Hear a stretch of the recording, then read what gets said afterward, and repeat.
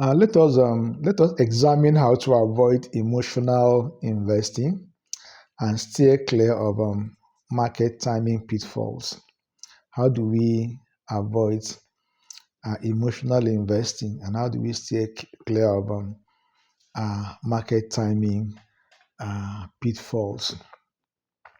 Emotional investing and trying to time the market can lead to poor decisions, often resulting in losses.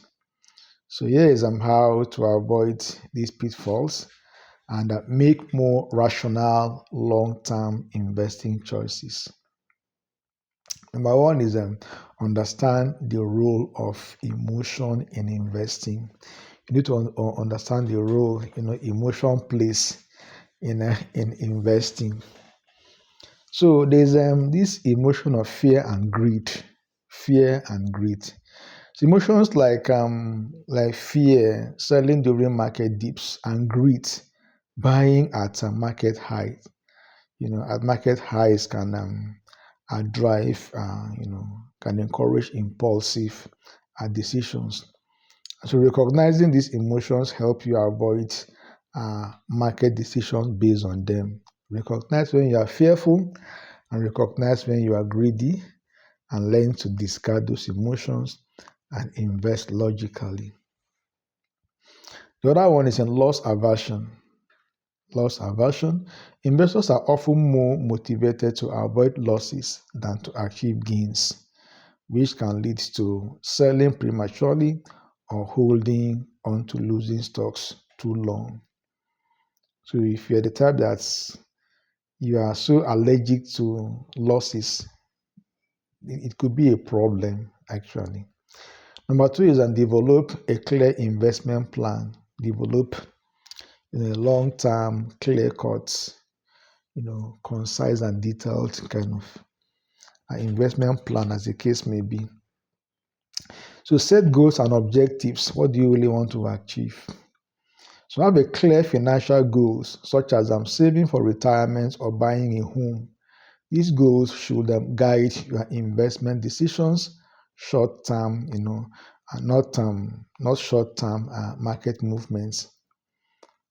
Like presently, as I am now, I'm like investing primarily for my children, school fees, and I will determine the strategy I adopt to a larger degree. That's my goal.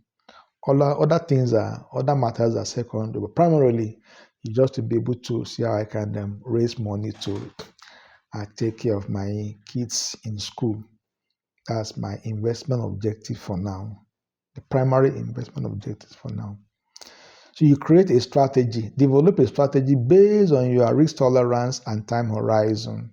This helps prevent knee-jerk reactions to market fluctuations and keep you focused on your long-term objectives. Once your objective is quite clear, so you don't allow market noise or short-term fluctuation or volatility or news in the market to distract you.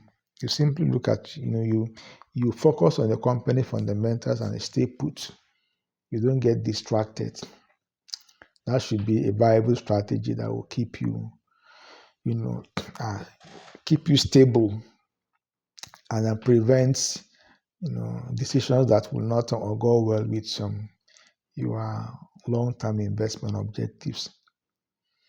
Number three is a focus on long-term investing. You focus on long-term investing. In this case, you avoid market timing. Market timing is difficult and often inaccurate. Instead of trying to buy at the lowest point and sell at the highest point, you focus on the long-term growth, and you also invest consistently. So you look at long-term growth and consistent contributions. So you also stay the course. You are disciplined to maintain, to stay the course. So in this case, long-term investing allows you to benefit from compounding and market growth over time reducing the temptation to react to short-term market changes. Short-term market changes will always, surface here and there, but you will not react to them. They are just like passing fancies. So if you don't allow them to affect your investment decisions. Number four is you utilize, you diversify your portfolio. Utilize a diversified portfolio. In this case, you aim at reducing risk. Diversification, across different asset classes such as stocks, bonds, real estate, commodities are very important. And you can as well diversify across sectors or industries. This can reduce volatility and prevent emotional decision making during market swings. Whenever the market swings or gyrates or fluctuates or becomes volatile, you will not be governed by emotions because you are fully diversified, and your risk is mitigated to a more comfortable level. So you equally consider asset allocation. So regularly rebalance your portfolio to ensure it aligns with your long-term goals, reducing the urge to make emotional decisions when a specific asset underperforms. So whenever an asset underperforms, you don't just decide emotionally. You investigate what caused the underperformance. If it's a temporary factor, you can stay put and maintain the cost. If you feel the cost of the underperformance is something that could extend over a long time, then you can exit your position and find something else to key into. Number five is set rules to buy and sell decisions.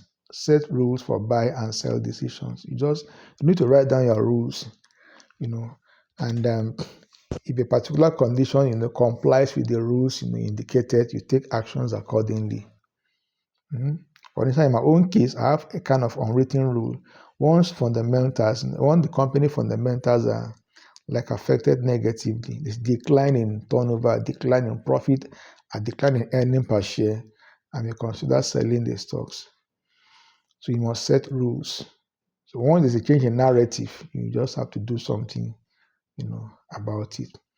So you automate decisions as the case may be. Set predefined buy and sell rules based on your investment strategy, such as I'm selling when an asset reaches a certain percentage loss or gains.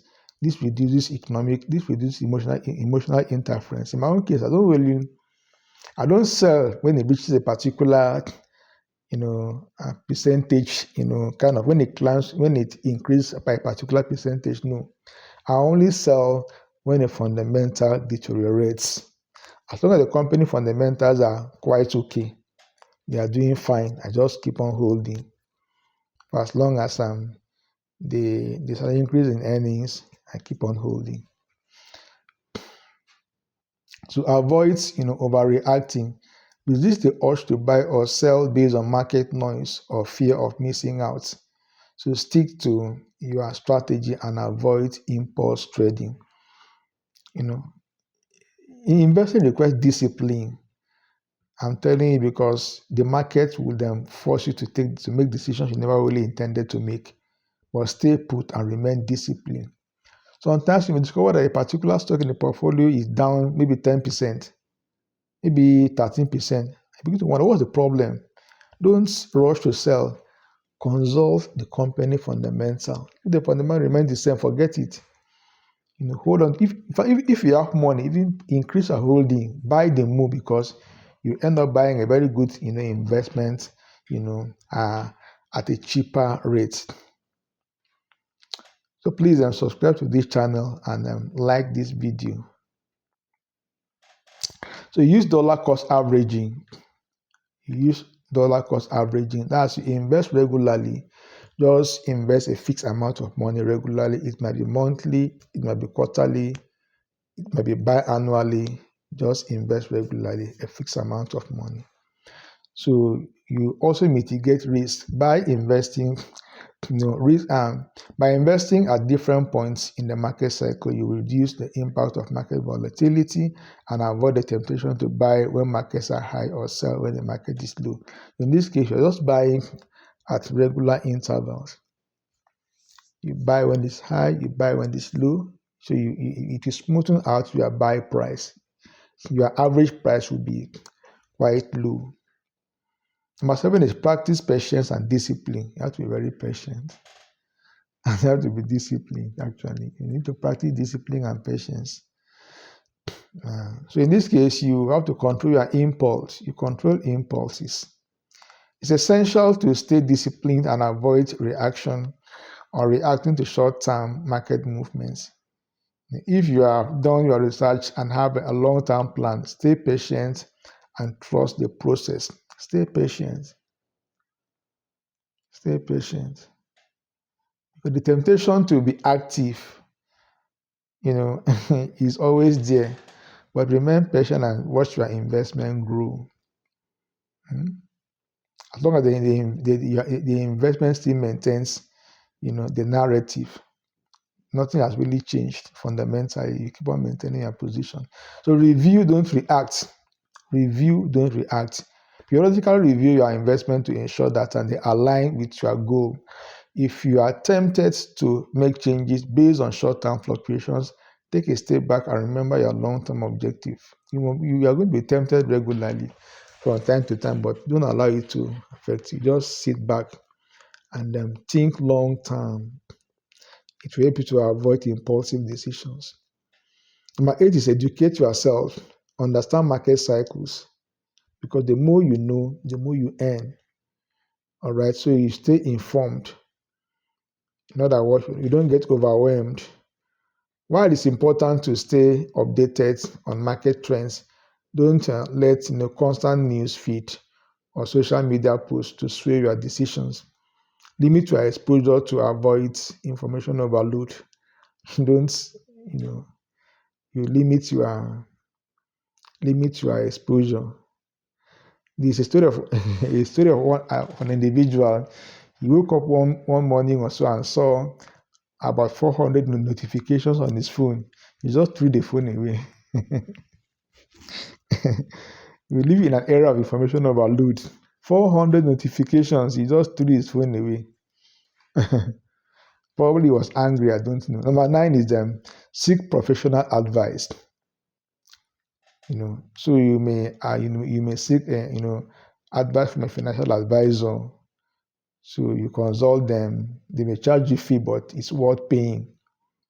So they can help you design a diversified portfolio and guide you through challenging market conditions. They can advise you on what to do when things become difficult. Instead of rushing to sell, they may caution you and help you to be able to bear, so you don't get panicky. Accountability. Having a trusted professional can provide a layer of discipline and help prevent rash decisions during periods of market volatility. They will help you to stay focused. They encourage you to stay focused, to stay put, and to maintain the course.